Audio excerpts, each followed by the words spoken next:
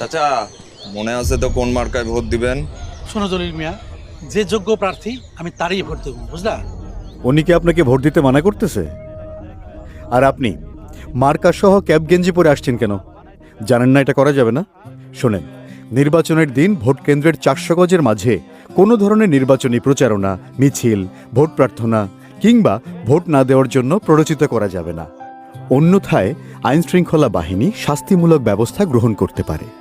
ভোটের দিন কেন্দ্র ও আশেপাশের শৃঙ্খলা ও নিরাপত্তা নিশ্চিত করা, অননুমোদিত ব্যক্তির প্রবেশ ঠেকানো ও ভোট কেন্দ্রের বিশৃঙ্খলা প্রতিরোধ করা, ভোট গণনা শেষে ব্যালট ও নির্বাচনী উপকরণ নিরাপদে রিটার্নিং অফিসারের কার্যালয়ে পৌঁছানো আইনশৃঙ্খলা বাহিনীর দায়িত্ব।